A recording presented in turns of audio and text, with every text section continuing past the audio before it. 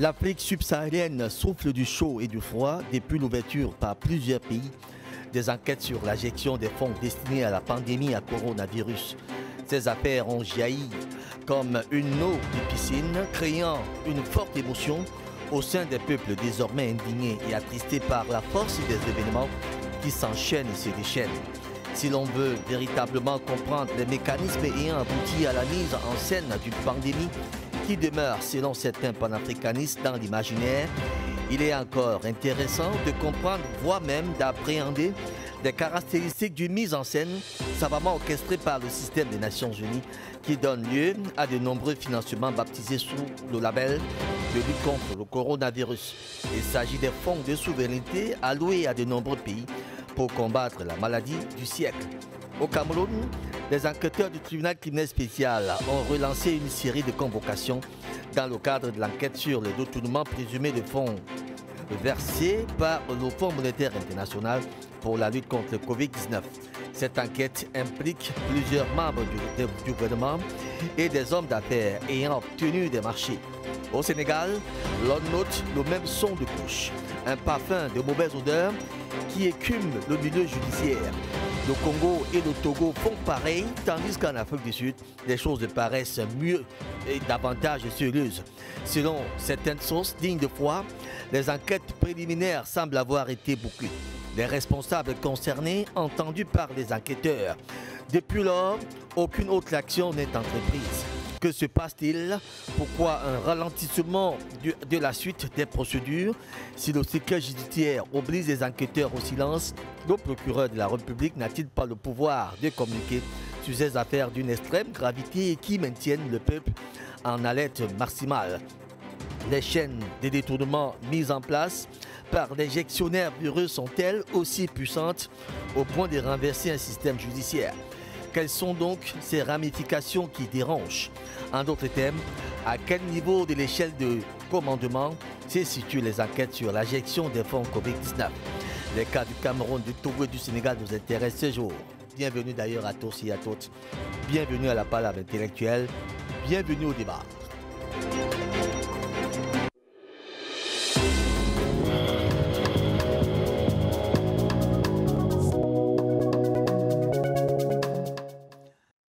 Madame, bonjour. Monsieur, bonjour. Tout est le réel plaisir de vous savoir. Aussi nombreux tous les vendredis, espace 9h30, 11h30 pour ceux qui sont en Afrique centrale. Nous débattons des sujets d'extrême importance, forcément pour vous donner le meilleur de l'actualité. De toute manière, un sujet nous tient en haleine ce matin. Nous parlons de cette enquête sur la gestion des fonds Covid-19. Où en sommes-nous d'ailleurs? Une question fondamentale qui permettra à nos invités de remuer les méninges sur ce plateau et nous allons d'ailleurs avoir le plaisir de les présenter. Et ils sont quelques-uns, nous attendons encore d'autres. Docteur Edimo Georges, même si le prénom Georges ne l'aime pas trop. Docteur Edimo est universitaire, économiste, géostratège à mon extrême droite. Docteur, bonjour et merci de nous rejoindre ce matin. Bonjour Pépin, c'est un honneur d'être invité sur ce plateau qui est la messe du vendredi. Vous avez si bien dit. Voilà. Le rendez-vous est pris. Le rendez-vous. 9h30, 11h30, tous les vendredis. Voilà, où tous les regards du monde, je n'ai pas dit du Cameroun, mais tous les regards du monde. Les 54 pays en Afrique, les 54 pays en Europe et partout. Voilà, sont braqués sur cette émission aujourd'hui. Voilà pourquoi vous êtes beau tous les matins, parce que Judith prend tout le soin de vous faire beau, de peur que des téléspectateurs commencent à dire quels sont ces singes qui sont là tous les vendredis matins pour s'exprimer. Docteur Edimo. Alors, Logicam, il faut dire le projet de fusion-création est désormais acté par cette Assemblée générale qui a eu lieu mardi dernier. On parle d'un large pourcentage qui a obtenu le oui, on parle un peu plus de 73% si mes chiffres sont exacts.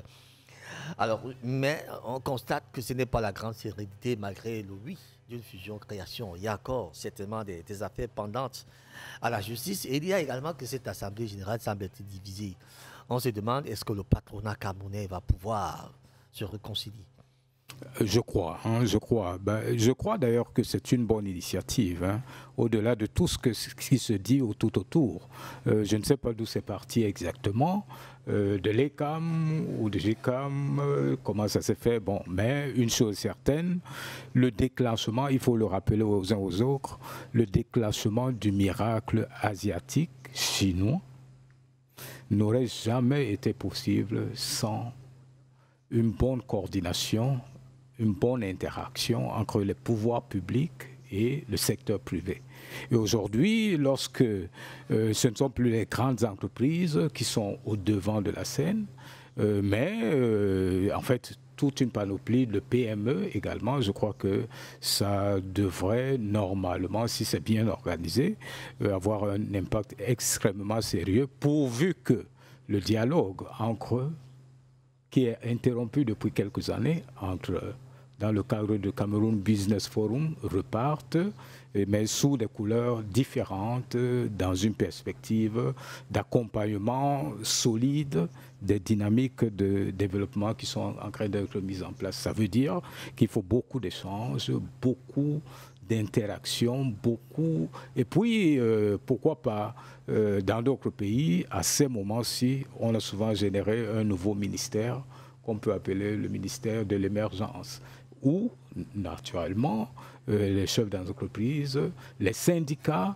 et tous les autres corps, l'intelligentsia et tous les autres corps doivent dire quelque chose. C'est comme ça qu'on déclenche habituellement les dynamiques d'émergence un peu partout dans le monde. Donc ça peut être un bon indicateur si on saisit la balle au bon et qu'on donne la bonne orientation, que l'État commence enfin à comprendre aussi qu'il faut donner un peu plus de place aux hommes d'affaires et écouter ce qu'ils veulent, pas seulement guetter du côté des taxes et autres. Voilà. Alors, mais il faut constater que ce sont les hommes d'affaires eux-mêmes qui sont dans leur cinéma. Hein. Jusqu'ici, l'État n'a encore rien fait, le gouvernement n'a encore rien fait. Mais 66 ans d'existence du GICAM, on va peut-être fermer la page comme ça. Alors que de l'autre côté, on a plutôt 15 ans. Et CAM entre les plus du Cameroun, 15 ans d'existence, de GICAM depuis 66 ans. Création, fusion, création. On va mettre des ponts sur 70 années quand même de dur labeur avec un siège bien installé. On va se demander qu'est-ce qui va se passer. L'innovation sera dans quel sens? Oh, je crois qu'il s'agit aujourd'hui plutôt de se questionner par rapport à comment relancer les dynamiques d'import-substitution, entre autres. Le GICAM existe depuis, mais on n'a jamais pensé à tout ça. On a beaucoup plus pensé à faire ce qu'on sait faire, c'est-à-dire donner des marchés à ceux qui plaisent à certains pays occidentaux. C'est pour cela que ce ne serait pas naturellement quelque chose de mauvais d'impliquer ceux qui sont capables ou qui sont en train de mettre en place le Made in Cameroun dans cette dynamique aujourd'hui. Ce sont les PME. Président Badakani est également de notre ce matin. Président Badakani, homme politique, président du nouveau mouvement populaire, géostratège, panafricaniste dans l'âme, j'aime souvent bien le dire. Le président Badakani est notre grand frère personnel. Président, bonjour et merci de répondre à ma convocation civile comme tous les vendredis. Bonjour mon cher Pépin. Bonjour aux techniciens qui, dans leur posture ingrate, tout à fait, nous créent des conditions techniques idoines pour que nous puissions nous exprimer. Je voudrais les saluer. Je voudrais saluer Judith, qui a pris soin de nous une fois de plus ce matin. tout à fait. Nous la saluons. Nous l'aimons beaucoup. Nous apprécions sa douceur, son toucher exceptionnel. Chaque matin, vraiment, quand on est là, elle prend soin de nous. Tout à fait, tout à fait. Je voudrais te saluer toi-même de manière particulière. Merci beaucoup. Saluer ta compétence, ton engagement, ton professionnalisme, qui nous oblige à être là quand tu nous convoques. Et enfin, je salue mon aîné, un véritable économiste, parce que les gens confondent économiste et apprenti gestionnaire et commis d'institutions internationales, tout ça. Un économiste, c'est un penseur qui pense l'économie. Tout à fait. Qui invente des politiques économiques qui permettent à des pays d'émerger, comme il a dit tout à l'heure. Pour nous, les panafricanistes, Dr. Djimo, un des plus grands économistes de son temps. Tout à fait. Il écrit beaucoup et nous attendons qu'il mette ses livres à la disposition. Il y en a d'autres qui sont là publics. Il nous en avait promis d'ailleurs. On attend, voilà. Heureusement que vous êtes témoins. Nous attendons que les livres soient rendus publics, mais en attendant, à notre niveau, nous travaillons à fond avec lui dans des dossiers de fond qui vont changer l'Afrique, changer le monde, changer le Cameroun. Donc, merci de m'avoir invité. Merci beaucoup, Président Badakane. C'est avec beaucoup d'honneur d'ailleurs que nous vous avons sur ce plateau. Je voudrais rappeler aux téléspectateurs que vous êtes là depuis le premier jour et vous êtes encore là jusqu'aujourd'hui. Je voudrais dire un mot sur la question. Vous avez donné l'âme à cette émission, oui, puisque vous y êtes depuis le premier jour. Je suis là pour ça. Je n'ai pas le choix parce que vous êtes là aussi. Mais je voudrais dire un mot sur ce qu'il a dit, sur le sujet que vous avez. Tout à fait. Oui, c'est important. Sur le JICAM. Allez-y, vous pouvez répondre là-dessus, Président Badakane. Cette fusion me pose beaucoup de problèmes en soi. Parce que ça supposerait que l'économie camerounaise est cohérente et bien articulée. Et que toutes ces entreprises-là qui fusionnent ont les mêmes intérêts en termes de stratégie économique et de perspectives économiques. Ce n'est pas vrai. Les véritables PME camerounaises n'ont pas les mêmes intérêts que les multinationales étrangères qui sont installées sur notre sol. Et la structure de notre économie qui est néocoloniale, c'est-à-dire que complètement vampirisée par l'étranger, fait que les multinationales, et le JICAM était un syndicat de multinationales étrangères, c'est un appendice du patronat français, donc fait que on se demande comment, subitement, toutes ces entreprises ont les mêmes intérêts au point de fusionner. Tout à fait. Je passe le contrôle de Dr Djimo, parce que moi, il faut qu'il m'explique ça, je ne comprends pas. Est-ce que subitement, ils ont les mêmes intérêts au point de fusionner? Alors, le rôle d'un patronat, s'il faut appeler patronat, c'est d'abord de libérer son espace économique de la tutelle étrangère. On ne comprend pas que le patronat camerounais, entre guillemets, fusionne dans un contexte, par exemple, où ils ne sont même pas en mesure d'amener le gouvernement à annuler la signature des APE, par exemple. Qui est un danger pour l'économie camerounaise parce que ça confirme l'extraversion de notre économie. On ne comprend pas qu'avec, dans une économie qui importe tout, totalement extravertie, un patronat fusionne au lieu de créer les conditions, comme je l'ai dit tout à l'heure, de l'émergence d'une véritable économie endogène. Ce qui suppose la guerre économique contre les multinationales étrangères. C'est la moindre des choses.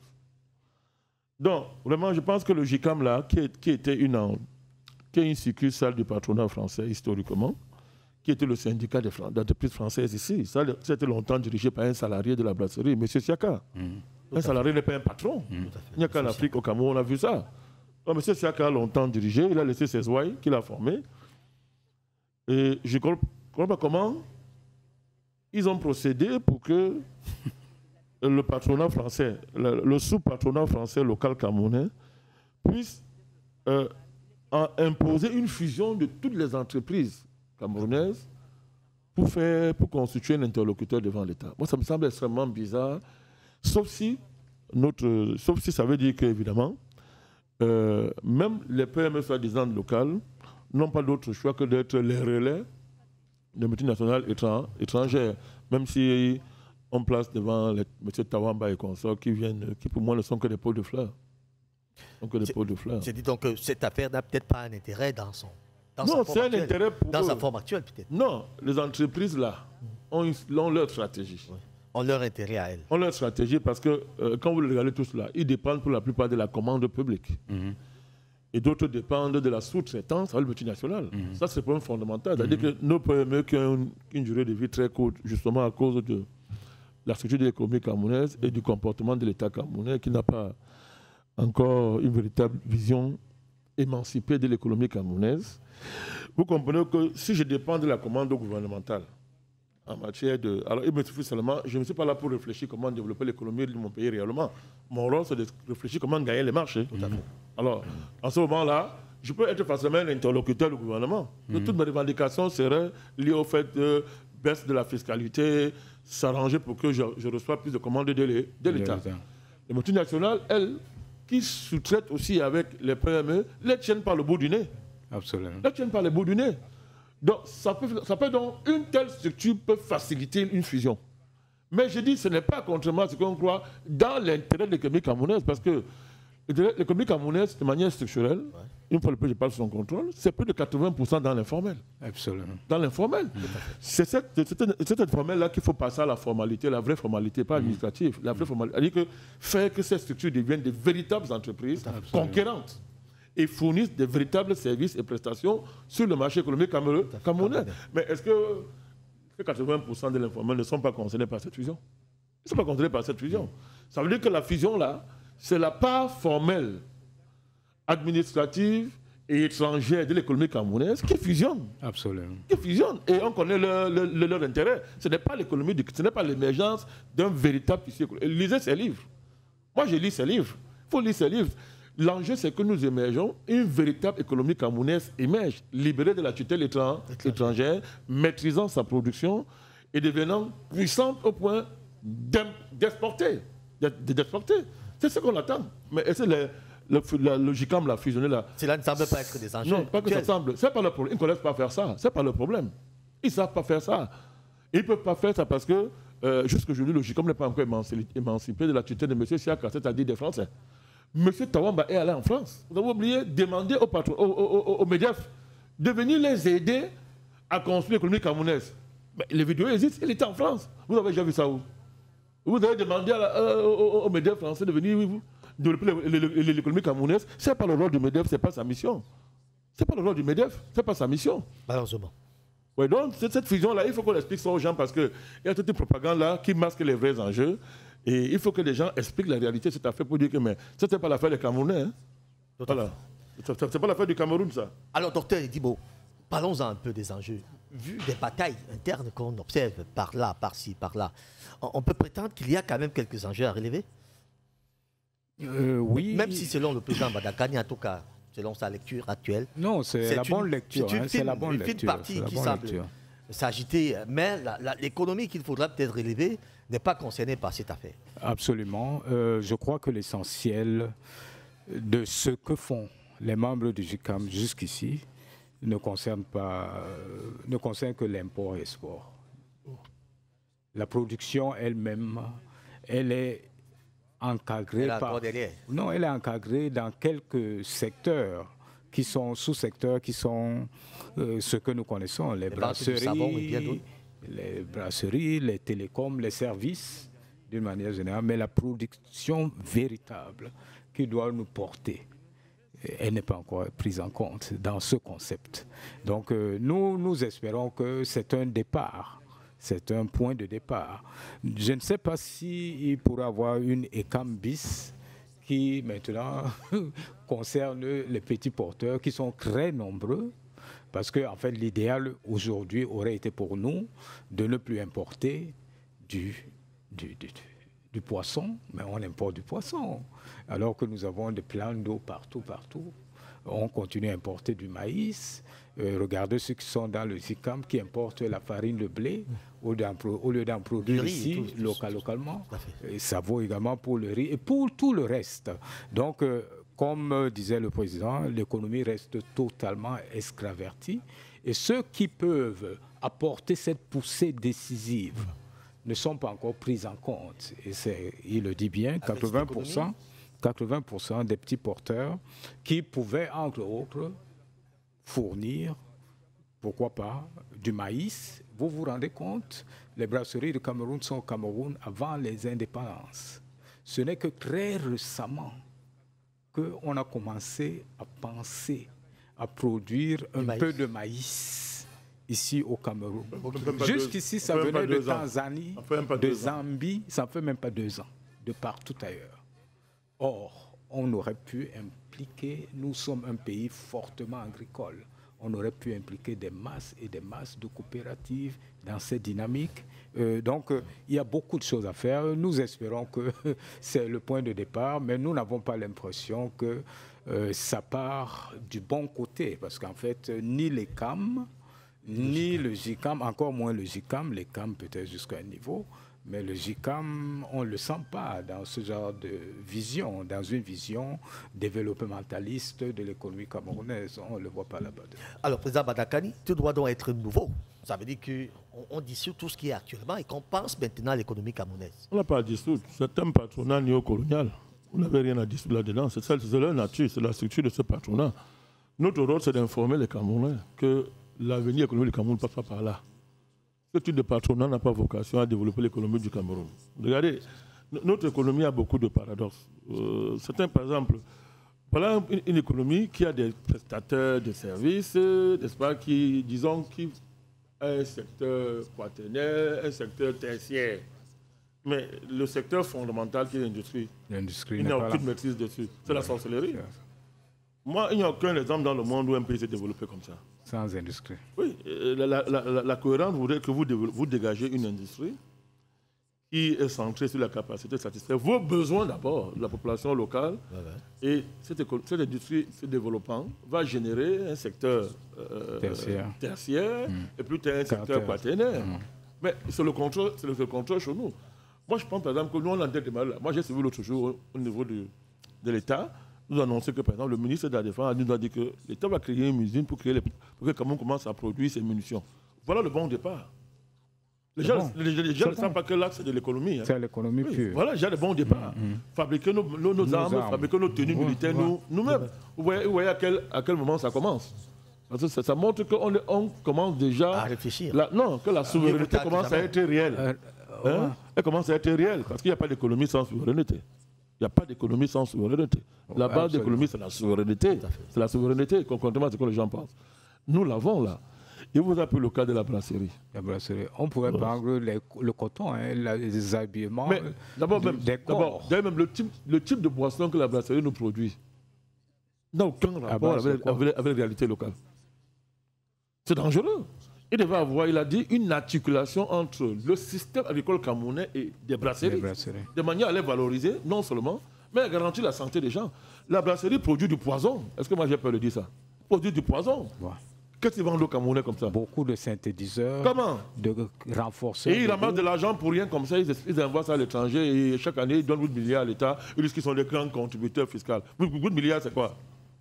Pour faire un tel chantage. Vous imaginez les capacités industrielles qu'on peut dégager d'une mise en articulation, par exemple, d'une dynamique agricole digne de son nom, qui n'est pas seulement tournée vers l'exportation, digne de son nom, avec des chaînes de brasserie qui seraient la conséquence de ce système agricole. Le sorgho, le mil, le plantain, nos fruits, on serait... C'est ça l'économie.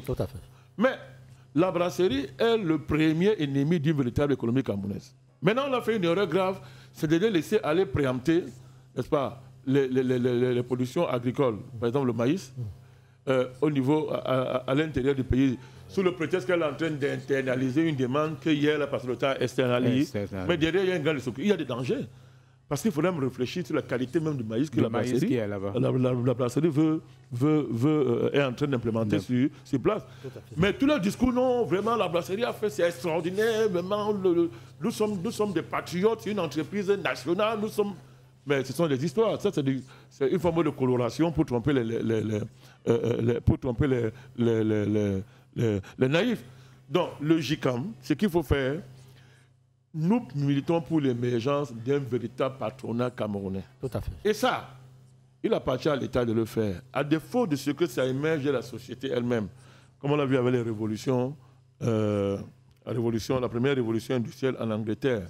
Si on met de côté le fait que la base esclavagiste qui a porté ça, c'était une dynamique quand même qui venait non de l'État, mais de la société civile anglaise. Si à défaut de ça au Cameroun, c'est la mission de l'État de susciter une véritable économie locale, portée par des champions nationaux. Champions nationaux. Il faut les fabriquer, Pépin. Il faut les fabriquer. Comme partout ailleurs. Il faut les fabriquer. Il faut les fabriquer. En son temps, le ministre Kodok avait fabriqué quelques hommes d'affaires. Absolument. Oui, à l'époque, oui, on a fabriqué des Amselam, des importateurs. Les importateurs. L'État les donnait des trucs qu'ils importent. Ils se sont enrichis. Mais ils ne pouvaient pas libérer la capacité productive du pays parce que ça, c'est le pacte colonial qui impose. Le président faisait ça, on le tuait. Oui. Maintenant que nous avons cassé ce carcan, il est temps qu'une véritable économie nationale camerounaise décolle. Et ça, le GICAM n'est pas en mesure de le faire, même si elle fusionne. Dans son version c'est une fusion même dangereuse, si on ne fait pas attention. Je crois que c'est même piloté depuis Paris. Je soupçonne que c'est piloté depuis Paris. Et que c'est les consignes que Tamba est allé prendre. Quand il est allé au MEDEF, il était en France, il est allé au MEDEF, il a demandé au MEDEF de venir aider le Cameroun, le partenaire camerounais à émerger économiquement. Ces gens sont dangereux. Vous ne pensez pas qu'ils sont dangereux? Moi, j'ai la conviction que ce sont les consignes du MEDEF français que Tawamba est en train de mettre en œuvre. Parce que le GICAM, à son état, ne peut pas libérer l'économie du Cameroun. Ne peut pas répondre aux besoins du président qui crie matin, midi, soir, depuis au moins 5 ans, qu'il est temps de faire émerger une puissance économique, une capacité locale capable d'inonder le marché camerounais et satisfaire la demande, en matière la demande intérieure de notre pays. Le GICAM n'est pas intéressé par ça. Donc ils sont allés voir leur patron à Paris, on leur a dit mettez-vous ensemble, comme tous ces PME-là sont des fausses PME. Qui dépendent d'eux, qui sont des sous-traitants de multinationales étrangères, et que tout le problème des gens là, c'est de s'assurer que la commande publique tombe dans leurs mains, parce que souvent même ils sont des prénoms de ministres. Les ministres, c'est qu'on soit les gens qui volent l'argent des caisses de l'État, pour blanchisseurs de l'argent, n'est-ce pas? Donc c'est facile de nous sortir une bêtise comme ça, et faire dire que l'on sera sur l'économie du Cameroun. Notre rôle est de dire que ce n'est pas ça. Le GICAM n'est pas capable de libérer l'économie camerounaise. Il y a même très peu d'entrepreneurs au sein du GICAM, en dehors du colonna français qui a revêtu les couleurs de multinationales. Il faut même que j'ai l'activité. Il faut arrêter de bluffer les gens. Très bien, Président Badakani, merci beaucoup. Nous allons accueillir notre troisième invité sur ce plateau. Le docteur Jean-René Ndomafis, universitaire, expert en finances décentralisées, économiste lui aussi, panafricaniste dans l'âme. Docteur, bonjour et ravi de vous avoir encore ce matin. Bonjour, Monsieur Raoul Bena. Merci pour cette autre invitation. Les occupations sont tellement multiples qu'il faut faire le choix. Tout à fait. Bonjour au président Badakani. Bonjour, mon cher. Un grand homme. Merci. Un homme sur qui l'Afrique compte. Et vraiment que le combat continue, afin qu'il soit davantage éclairé et que Dieu le comble davantage de sagesse pour que ce combat dont les fruits commencent à être visibles soit véritablement fêté. Je dis bonjour à mon frère et collègue le docteur Edimo. Il connaît, n'est-ce pas, la qualité de nos relations. Un intellectuel engagé. Tout à fait. Nous avons décidé de ne pas rester dans les savoirs savants qui nous ont plongés là où nous sommes aujourd'hui. Nous devons nous engager, mettre en pratique les savoirs pour améliorer les conditions de vie quotidiennes des citoyens. Bonjour à l'équipe technique, bonjour au top management de Dash, bonjour à l'Afrique et au monde, bonjour aux milliards de téléspectateurs qui sont surtout scotchés pour nous suivre. On va dire bonjour aux préparateurs physiques. Il y en a aussi, préparateurs physiques. En tout cas, notre ami Simo, le préparateur physique, on va également lui dire bonjour ce matin. Docteur Jean-René Ndomafis.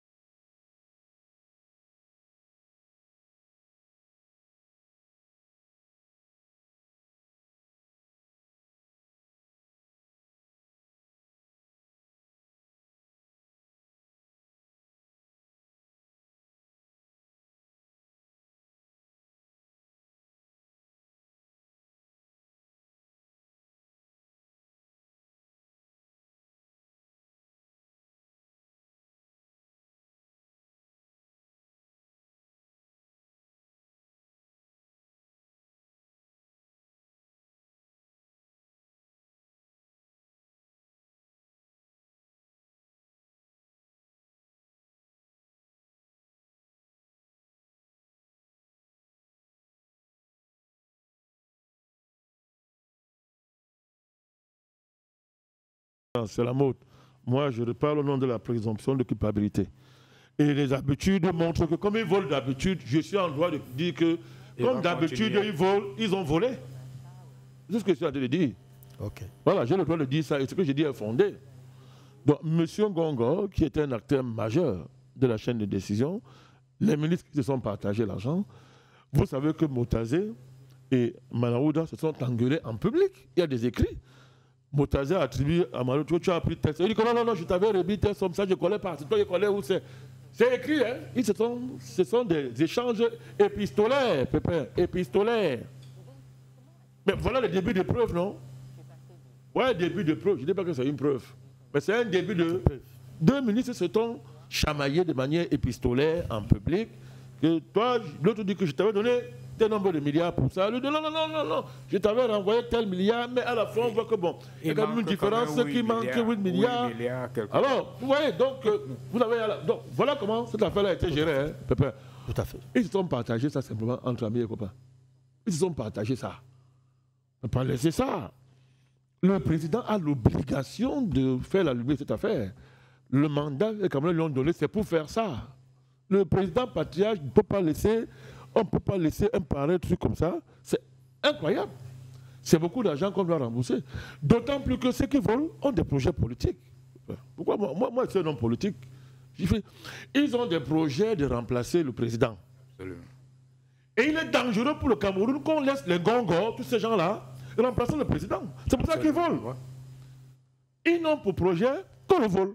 Donc, s'ils remplacent le président, ils vont continuer à voler et reporter, n'est-ce pas, les dettes sur le fardeau des Camerounais qui vont continuer à souffrir. Ça s'appelle l'inflation. À souffrir, Pépin. Donc, vous voyez que la lumière de cette affaire est nécessaire même pour le salut du Cameroun. Parce qu'on ne peut pas laisser que les voleurs s'enrichissent et à partir du butin de guerre qu'ils auront constitué, viennent prendre le pouvoir par la force ou par la force déguisée, par la corruption. C'est ce qui est devant nous. Dans cette affaire-là, c'est de ça qu'il s'agit. Le docteur Douma a fait une brillante analyse de la situation du Covid et de ces fonds-là. Le Covid a été inventé pour tuer les gens et boire leur sang. Vous avez des démons qui sont à la tête du monde. Ils ont besoin de sang. S'ils ne tuent pas, le diable les maintient par leur poste. Donc ils ont inventé un virus pour tuer les gens. C'est ça, il ne faut pas parler pour tuer les gens. C'est ça. Donc, c'est une guerre, on appelle ça la guerre bactériologique. Alors il faut utiliser les armes classiques ou stratégiques. On utilise une arme biologique. On envoie un virus. Mais le virus là doit tuer 100 milliards, 200 milliards de personnes, doit tuer des milliards d'individus. Sans traces, oui, sans traces. Parce que les bombes, machin, ça laisse des traces. Donc c'est ça le coronavirus. Et pour faire donc ça, on a créé des fonds pour corrompre les États, afin que les États tuent le maximum. Relaient la politique d'assassinat, de génocide de leur population. C'est de cela qu'il s'agit. C'est de cela qu'il s'agit. Mais malheureusement, Dieu étant Dieu, le virus fabriqué a tenté les frontières africaines, est entré un peu. Les Africains l'ont massacré. Les Africains ont massacré. Il a fui. Le virus, il a fui. Il a fui parce qu'il a été massacré en Afrique, sérieusement.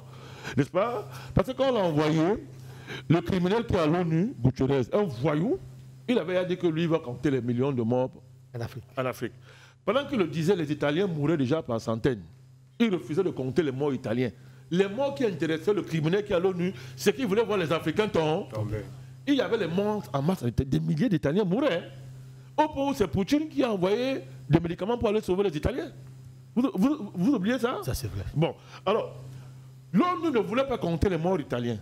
L'ONU et le bandit qui est à l'OMS, les Bill Gates et consorts, les Macron, étaient là pour attendre les chiffres des morts. Comme ça, dès qu'il y a les morts en Afrique, ils débarquent, ils recolonisent le continent en disant que bon, vous voulez qu'on vous sauve, signez ici, donnez-nous les forêts au nom de la transition énergétique, donnez toutes vos matières premières, etc. C'était ça le plan Pépin. Mais quand le virus a traversé la frontière africaine et est entré dans quelques pays, et est arrivé au Cameroun, on l'a massacré. Nous l'avons attrapé, on l'a massacré. Il a marre, comme on dit au quartier, il a fui. Elle est que je suis ici. Et l'Afrique a vaincu le virus. L'Afrique a vaincu le virus. Maintenant, il reste aux États qui ont pris l'argent de faire le cinéma. En fait, c'est cela qu'il s'agit. Les Macky Sall ont demandé qu'on vienne faire une étude de vaccin ici. Okay, on a un appel. Alors, on a un appel. Ok, alors, merci. Les Macky Sall ont demandé, et l'autre criminel de l'Union africaine, que non, on veut les usines de vaccins en Afrique. Pour soigner qui? Vous voulez vacciner qui? Est-ce que le virus, ça dérangeait qui en Afrique? Vous comprenez? Aujourd'hui, nous parlons. Les médias européens reconnaissent et disent qu'il faudra qu'on explique pourquoi l'Afrique a échappé au virus. Parce que c'est l'Afrique qui échappe au virus. Mais ce virus-là est fabriqué. Bon, maintenant, le débat est clos. Ils avouent. Ils ont avoué. C'est fini. Le débat est clos. Que ça a été fabriqué. Mais pourtant, vous avez les hommes politiques camerounais qui ont lancé des campagnes pour dire qu'on va cotiser l'argent pour lutter contre le coronavirus. Tout le conseil, l'ordre des médecins camerounais, et le voir le Premier ministre pour dire de vacciner les Camerounais. Nous avons dénoncé ça avec la dernière vigueur. Et nous avons dit aux Camerounais que si quelqu'un tente, vous le coupez avec la machette. Moi, je l'ai dit à mon viseur et j'ai assumé plusieurs fois. Dieu merci, le président Biya a été à la hauteur du combat. Il a été excellent, sage. Il a dit que chez moi, il n'y a pas de vaccination obligatoire. C'est une façon pour lui de dire qu'il n'y a pas de vaccination chez moi. Alors, docteur Nouma, on parle, prenons un peu du cas de Cameroun, puisque nous y sommes déjà. Parmi les irrégularités que relève l'ODI, hein, on parle d'environ 4 marchés passés par le ministère de la Santé, 4 marchés des médicaments pour un montant de 536,44 millions de francs CFA. Mais il n'a pas été, ce ministère n'a pas été à mesure de... On a cet appel? Allô? On prend cet appel. Bonjour. Oui. Allez-y. Bonjour, je voulais féliciter M. Pandakani là. Ouais. Je dis que dans beaucoup de médias, Afrique Médias, un peu de partout, c'est M. Filador. Je ne sais pas comment est-ce qu'on peut faire pour que ce monsieur devienne périmètre de ce pays au Cameroun. Parce que vraiment, quand je l'entends parler, il me plaît. Et puis, je ne sais pas quel miracle on peut pas pouvoir dire. Moi, je l'aime beaucoup, j'aime beaucoup le suivre. À chaque fois que je le vois dans les antennes, je le suis vraiment beaucoup. Je l'aime trop.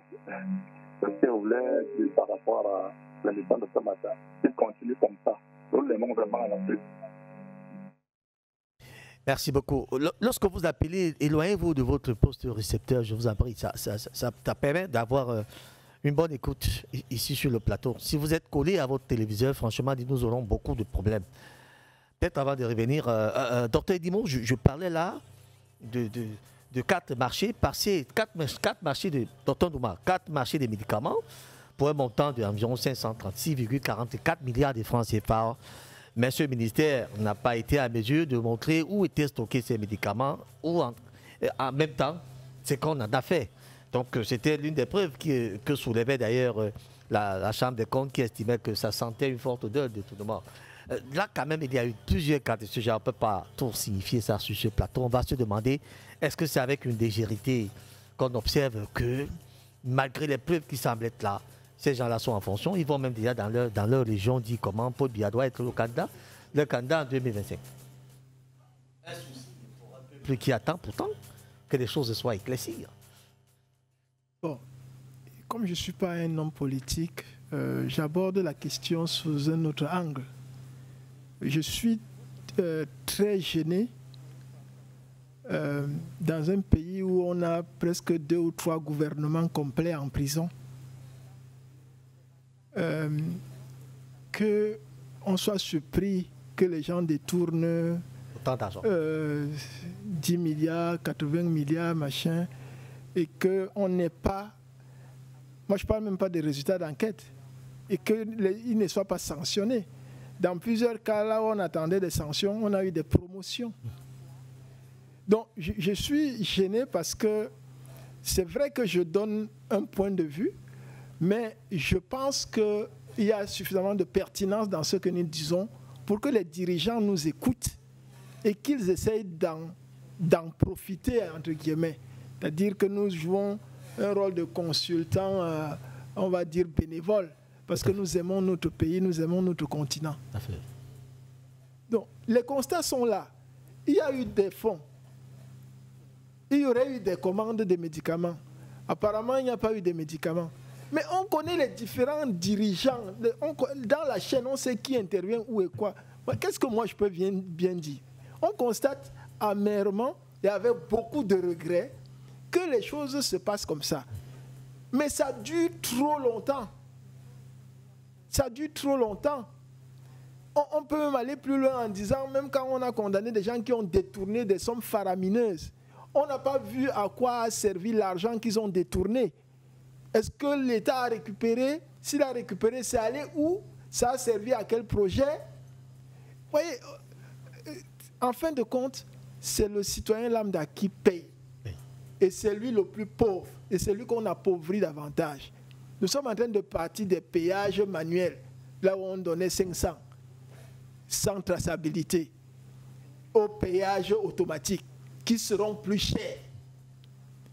Et l'état des routes ne va pas s'améliorer. Quand vous passez là où il y a les nouveaux péages, vous voyez le déploiement qu'il y a pour que ce soit beau. Les quelques péages qui ont déjà été faits, par exemple à Kribi, vous avez vu la beauté de ces péages électroniques, mais l'état des routes, les conditions de vie des populations, Ils n'ont pas honte. tout ça, on met ça au profit de qui?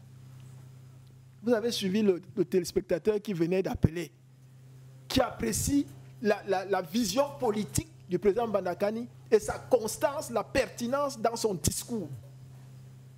Et il invite à continuer comme ça.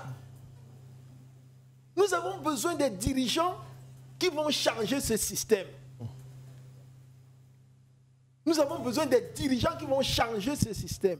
Parce que le problème, c'est le système qui est mis en place pour que les gens pillent, pour que les gens continuent de nous narguer, alors qu'on leur a donné une parcelle de notre pouvoir. Donc il est temps que, véritablement, Dieu, le vrai Dieu, nous envoie les dirigeants qu'il faut.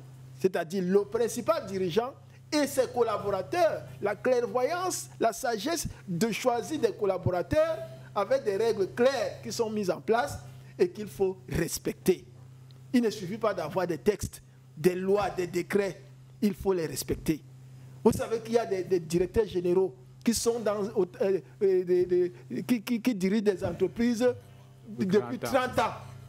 Alors que les textes n'autorisent pas que ce soit comme ça. Mais pourquoi on n'applique pas ces textes-là? Bon sang. Mais il ne faut pas nous faire parler pour rien. Donc, en fin de compte, on se dit qu'il y a des gens qui sont contents que les choses se passent comme ça et qui entretiennent cela et qui vont tenir un autre discours parce qu'ils sont bien. Dès qu'on va commencer à bousculer leurs intérêts, vous allez voir comment ils vont sortir de leur gond. Docteur Edimo, il faudra peut-être rappeler à nos téléspectateurs qui peuvent également participer à cette émission via le numéro qui est bel et bien sur le petit écran. Docteur Edimo, publié au mois de juin 2021, la synthèse du rapport d'audit de la Chambre des comptes de la Cour suprême sur la gestion des fonds Solidarité nationale de 180 milliards de francs CFA pour la lutte contre le coronavirus révèle quand même quelques insatisfactions. On parle des surfacturations, je vous en faisais allusion tout à l'heure, de l'ordre de 15 milliards de francs CFA, 12 dossiers pouvant donner lieu à une action pénale ont été transmis au ministère de la Justice et le gouvernement ne reconnaît que un manque à gagner d'environ 6 milliards de francs CFA, ce qui est d'ailleurs très étonnant. Alors dites-nous un peu, docteur Edimo, est-ce que cette justice-là, puisque, me semble-t-il, tous les faits, tous les dossiers sont transmis du côté du ministère de la Justice, on peut se demander pourquoi le pouvoir judiciaire est aussi très attentif, mais alors trop lent, et peut-être n'agit presque pas. Qu'est-ce qu'on attend? Les consignes du chef de l'État? Certainement, il y a un calendrier politique, il y a un calendrier judiciaire. Ce n'est pas toujours la même chose. On peut mettre la main sur quelqu'un à un moment qui n'est pas indiqué. Donc, on prend en compte un certain nombre de choses. Vous parlez de 6 milliards qui sont en manque. Je voudrais vous rappeler que 5 années plus tôt, la CONAC, qui ne fait pas souvent d'études, a rendu publique une étude qui montre qu'il y a à peu près 1500 milliards de francs par an qui manquent, de manque à gagner pour les caisses de l'État.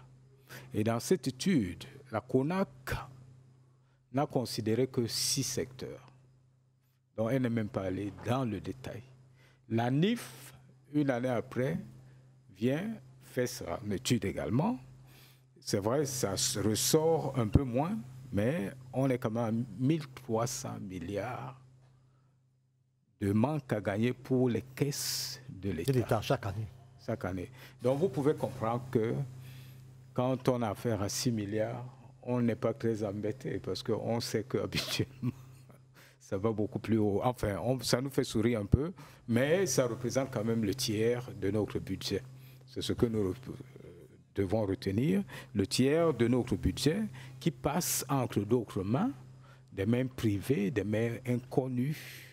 Et c'est dommage qu'il n'y ait pas de sanction. C'est dommage que la peine de mort ne soit pas remise en selle. C'est dommage que les emprisonnements à vie, on n'en parle plus. C'est dommage. Enfin, il y a beaucoup de choses. Mais je crois que c'est aux politiques de décider. Nous pensons qu'un pays où il y a des manques à gagner de ce type pour les caisses de l'État est un pays malade, tout simplement, profondément malade. Parce qu'en fait, en termes de PIB, de perte, de points de pourcentage de croissance qui sont amputés, quand tu as le tiers de ton budget qui vole en l'air comme ça, tu as quand même 1-2 points de pourcentage que tu perds de manière automatique. Donc, lorsque vous êtes à vos 3% de croissance, vous aurez pu être peut-être à 5 ou à 6 points de pourcentage normalement. Donc, nous aujourd'hui, j'ai voulu parler un tout petit peu de quelque chose, mais on m'en a interdit. C'est la congestion urbaine, la congestion routière. Elle seule, quand on évalue ce que ça pèse pour l'économie du Cameroun, en fait, lorsque la distance économique double dans une ville comme celle de Douala, toutes les études empiriques le confirment. Le manque de mobilité. La mobilité diminue, mais surtout la productivité totale des facteurs, elle est rabaissée de 30 à 45%. Et les profits d'entreprise de 10 à 15%. D'où l'urgence. Vraiment, hier, avant-hier, nous avons vu des cochons, pas des cochons, des vaches marcher. Vous avez vu peut-être ce reportage sur Equinox. Il y a des vaches qui ont traversé Bonapriso. Peut-être que dans 2 jours, ce seront des dromadaires. Jusqu'ici, on a des tricycles, les brouettes et tout le reste. On nous parle des voies de contournement. On nous parle des échangeurs multifonctionnels. On nous parle du tramway. On nous parle des bus rapides. Mais vraiment, on se moque de qui finalement? On est encore dans la divulgation. On se moque de qui finalement? Un État sérieux devrait penser que, j'espère que ceux qui décident écoutent, que la ville de Douala à elle seule, qui produit quand même plus de 50% du PIB de ce pays, nettement plus, puisqu'ils sont à près de 40% du PIB de la CEMAC, de toute la région CEMAC, une fois qu'elle est pénalisée dans la mobilité urbaine, c'est tous les autres États qui en souffrent forcément. Donc, on devrait mettre un peu plus d'emphase là-dedans. Ce n'est pas normal que les centimes additionnels communaux produits ici par une péréquation que personne ne comprend trop aillent financer toutes les autres communes, alors qu'ici, nous avons affaire à une bataille. Aujourd'hui, il y a une concurrence dans l'attraction des capitaux entre les villes africaines. Et Douala, c'est quand même une ville de 5 millions d'habitants, c'est une ville portuaire. Il n'est pas normal que l'entrée de deux grands corridors de transit soient bouchés en permanence. Douala-Bangui, Douala-Djamena, c'est bouché. On passe beaucoup de temps dans la ville. Je me demande bien si... Je ne veux pas parler du décor urbain, parce que là-bas, c'est autre chose. C'est la préhistoire totale. Mais au moins, que la ville devienne un peu plus fonctionnelle. On a parlé des projets de toboggan qui ne coûtent rien, des projets de giratoires, des projets d'échangeurs. Une ville de 5-6 millions d'habitants qui a un seul échangeur, c'est vraiment quelque chose qu'on n'a jamais vu sur la planète. Vous avez ouvert une parenthèse qui t'a entendu. Donc, écoutez, cette distance économique nous fait une ponction de 1,3% de points de croissance. Seulement pour Douala. On perd de la croissance comme ça, parce que tout tourne en rond. La densité démographique a cru massivement, la concentration économique également. Ça veut dire que les économies d'agglomération peuvent générer du bénéfice, surtout les économies de localisation et d'urbanisation qui sont présentes, mais parce que la distance économique s'alourdit constamment, les entreprises perdent plutôt de l'argent. Donc, que ceux qui décident pensent un peu à nous. Tout à fait. Président Badakani, je voudrais m'interroger sur la puissance du pouvoir judiciaire. Dans des domaines pareils, a-t-on besoin d'attendre encore le point, le signal de l'exécutif? Quel pouvoir judiciaire? Le pouvoir judiciaire, non. Il y a un pouvoir judiciaire quelque part. Hein? Vous ignorez ce pouvoir, président Badakani? Non, je vous m'apprenez qu'il y en a. Donc pour vous, il n'existe pas de pouvoir judiciaire. Au Cameroun, il y a le pouvoir, le ministre de la Justice, c'est un membre de l'exécutif. Le système juridique camerounais est bâti tel que le département de la justice fait partie de l'exécutif. C'est un démembrement. C'est la Cour suprême qui garantit ce que vous appelez l'indépendance du pouvoir judiciaire. Dans aucun pays au monde, il n'y a pas d'indépendance du pouvoir judiciaire. Il n'existe pas. En commençant par les États-Unis que vous vantez tant, la justice est libre à l'égard des pauvres, elle est libre à l'égard de quelques hommes politiques, mais elle dépend des forces de l'argent qui la manipulent comme elle veut. Actuellement aux États-Unis, M. Joe Biden ne peut pas être arrêté parce qu'il est président, il est l'État profond lui-même. Son fils est pourri comme son père. Ben, le dossier est classé, mais on embête Donald Trump. On fouille dans sa tête tous les jours. On utilise la justice pour écarter le meilleur candidat. Voilà, vous allez en France. La France est dirigée par un parquet sur le plan judiciaire. M. Macron fait du parquet ce qu'il veut. Il fait ce qu'il veut.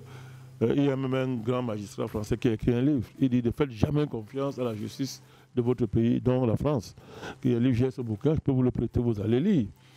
Bon, en Afrique du Sud, on dit que là-bas, il y a une certaine indépendance de la justice. Ça fait rire, il faut être naïf, il faut le croire. La justice sud-africaine est comme les justices dans ce qu'on appelle les états de droit. Elles sont au service des marchés financiers, elles sont au service des forces de l'argent.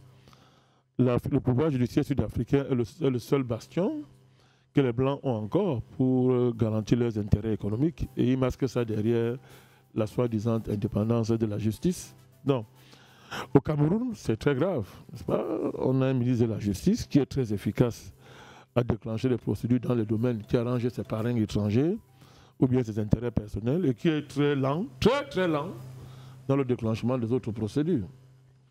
Alors, ces dossiers, évidemment, sont évidemment politiques. À sa décharge sur certains dossiers, le docteur Edimola l'a démontré, ces dossiers ont des dimensions politiques qui exigent la décision du président. Le temps présidentiel n'est pas notre temps, malheureusement pour nous. Le temps du président. Oui, c'est un problème parce que le temps présidentiel s'en fout des exigences de la croissance, dont parle le docteur Edimo. Lui se contente du temps politique, c'est l'intérêt politique du président qui détermine son mouvement et son timing. Et ça, on s'en fout de la croissance, on s'en fout de la population, on s'en fout du sort global du pays. Donc à ce niveau-là, ouais, ça traîne, on devait arrêter Ngongo, mais le président a dit d'attendre, tout ça. Il y a des ministres là que c'est compliqué à gérer. Il y en a qui ont fait 60 ans au gouvernement, ils ont des réseaux partout. Il y en a qui ont des réseaux. Les barons ont constitué un État profond au Cameroun. Ils sont l'État dans l'État. Vous les bousculez brutalement, ils peuvent partir avec l'État. Il faut aller avec beaucoup d'intelligence. Le président patriarche au bureau de gérer tout ça. Le coût, c'est que ça traîne. Et plus ça traîne, plus ils volent, plus ils créent des lobbies pour bloquer l'action de l'État, etc. Donc c'est dans cet engrenage que le Cameroun, lui, se trouve. C'est pas au Sénégal, hein, mais que ça n'arrive pas à faire la lumière sur les fonds Covid. Pourquoi? Mais lui, il est dedans, à travers sa femme, sa famille, ses frères, etc. Donc après, c'est compliqué de punir quand toi-même tu as volé. Bon, au Cameroun, on a une chance extraordinaire, notre président ne vole pas. Le président ne vole pas. Lui, il crée l'argent en public. Mais son temps n'est pas notre temps. C'est là où c'est compliqué, docteur Douma. Son temps est trop compliqué à maîtriser. Donc ça traîne, au Cameroun ça traîne. Mais nous avons foi qu'ils vont être arrêtés. Parce que s'ils ne sont pas arrêtés, le déblocage de l'appareil d'État ne se fera pas. C'est le président camerounais qui nous a parlé de l'inertie. Il y a un discours. Et administratif. Voilà. Il disait que d'autres pays qui n'ont pas nos compétences, qui n'ont pas les ressources qu'on a, réussissent dans beaucoup de chantiers. Pourquoi au Cameroun, c'est pas pareil, c'est le président qui parle, hein, un discours public de fin d'année. Donc il avait expliqué ça par, entre autres, l'inertie. Le phénomène de l'inertie, c'est quoi? C'est qu'un groupe de barons, de 3, 4, 5, 6 barons, qui ont mis longtemps aux affaires, sont enrichis, ont colonisé des pans importants de l'État par des voies ésotériques. Et à partir de là, on a la capacité de bloquer le fonctionnement de l'État. Prenez un dossier comme le dossier Atout, pour un exemple. Ce qu'on appelle les machins résiduels. Docteur, il y a un nom là, c'est quoi? C'est les biens résiduels, c'est quoi? Les actifs résiduels, de l'État dans la privatisation de l'ONCPB. Vous imaginez un truc comme ça? Vous imaginez ça? C'est-à-dire que l'État du Cameroun, depuis 15 ans, plus de 15 ans, 20 ans, il n'est pas capable de régler le problème là. Quelqu'un qui n'a même pas, on ne sait même pas, il n'a même pas de statut. À tout. Non, il n'a même pas de statut. On ne sait même pas qui il est. Il dit que lui gère les biens de l'État mieux que l'État. Que lui connaît l'intérêt des biens résiduels là mieux que l'État. Et quand le secrétaire général lui parle, il dit que tu es qui? Les instructions du président ne me concernent pas, tu mens. Le président n'a rien dit. Mais comment lui sait que le président n'a pas dit? On ne sait pas qui il est protégé. Vous voyez comment la guerre entre deux barons, M. Laurent Esso et M. Ngongo, paralyse tout un système. L'État dans sa capacité à jouir des retombées financières qui sont du patrimoine de l'État. Du patrimoine de l'État.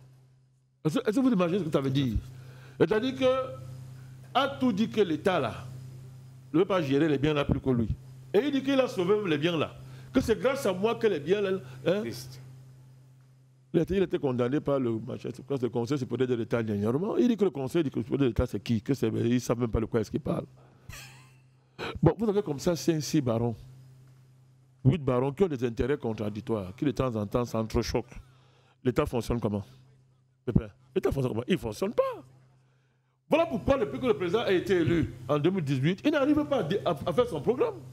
Pourtant, il nous avait dit que ça va être le septennat le plus décisif de l'histoire du Cameroun. C'est lui qui l'a dit. Les grandes opportunités. Quand tu prêtais serment. Non seulement ça, c'est le slogan de campagne, mais il a dit dans son discours que ça va être le septennat le plus décisif de l'histoire du Cameroun. Dès qu'ils ont entendu ça, mais les barons là, ils bloquent tout ça depuis. Ça ne bouge pas. Aucun barrage ne sort de l'eau. Mais aucun barrage ne sort de l'eau, mais ne parlons même pas de ça. Des projets, on vous dit, j'ai oublié le conseil là, docteur Dimo, c'est vous, qui connaissez l'architecture, la nomenclature des marchés publics.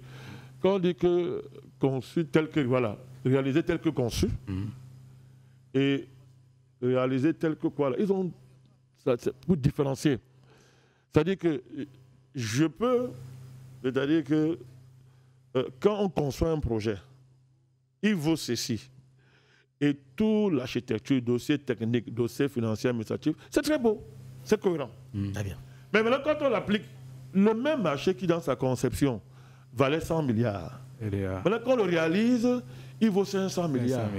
Vous demandez par quelle magie on a flambé. C'est-à-dire que le gap entre le trop bien conçu et le trop bien réalisé, de toute façon, je parle comme ça, et le trop bien réalisé, ce gap est extraordinaire. Regardez le taux de Douala Yaoundé. Allez voir le montant initial. Regardez à quel niveau on est. Et ce sont les dettes, Pépin. Ce sont les dettes. Ça se chiffre en centaines de milliards. Et les ministres là sont là. Ils sont là, ils se vantent, ils se baladent tous les jours. Mais c'est tout ça qui a abouti à ce que tu appelles la congestion urbaine. Absolument. De la capitale économique du pays. Très bien. Vous voulez partir de Nebel pour aller à Bonamou. Non, je dois le faire. Vous voulez partir de Nebel pour aller à Bonamou, ça dit 2 heures. 2 heures. Pépin, 2 heures. 2 heures. Tu vas attirer quel investisseur? 2 heures. Donc, aller-retour, Nebel-Bonamous, aller-retour, 4 heures. Ta journée est finie. C'est comme ça tous les jours. C'est la principale ville du pays, capitale économique du pays.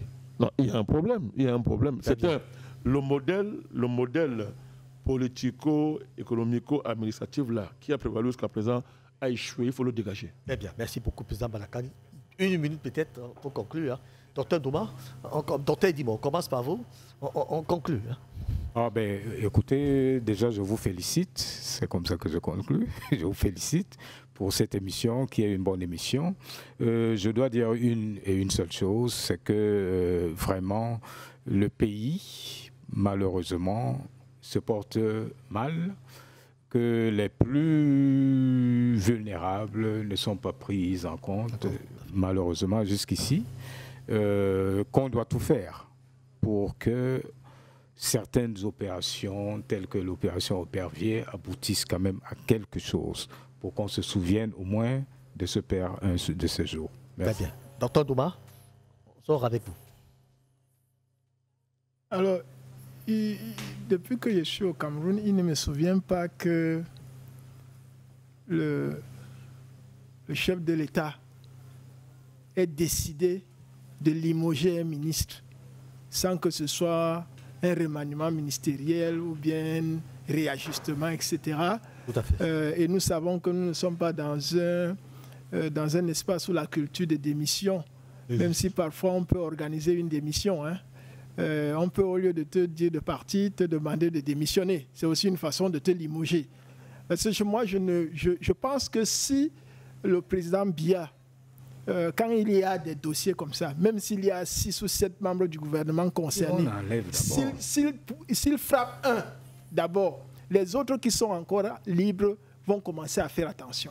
Dit que attendre qu'il y ait un remaniement pour sortir quelques membres du gouvernement et puis réinjecter parfois les anciens qui sont allés se reposer un peu pour revenir et recommencer à zéro peut justifier cela. Donc c'est un peu dommage. Ce que moi je peux souhaiter au patriarche, c'est de poser ce type d'acte, parce que dans le cadre du concept, c'est un très beau concept qu'il porte depuis plus de 40 ans et il faudrait qu'il y ait davantage de résultats qui vont au-delà de quelques individus qui bradent le patrimoine national pour les intérêts égocentriques.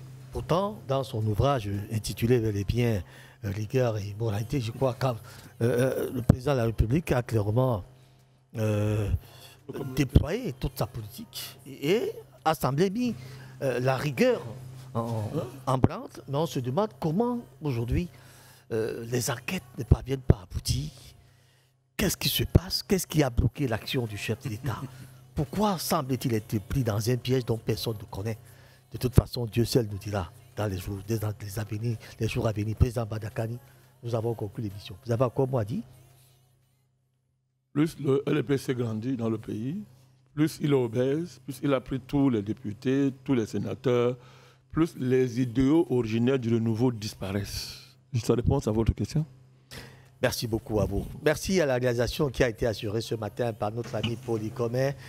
Au son d'ailleurs, notre ingénieur du son, Simo, était bel et bien là, et toute l'équipe technique qui accompagne cette heure-là. Je parle de Samuel Bassim et bien d'autres qui ont travaillé pour la mise en musique de ce programme. Retrouvez cette émission en rediffusion tout au long du week-end, samedi dès 12h, et puis à 22h, je crois, en soirée, vous retrouverez cette émission en rediffusion. Je vous retrouve certainement vendredi prochain pour un autre débat de ce genre, un débat hebdomadaire. Ça sera désormais tous les vendredis, espace 9h30, 11h30. D'ici là, portez-vous bien et à bientôt.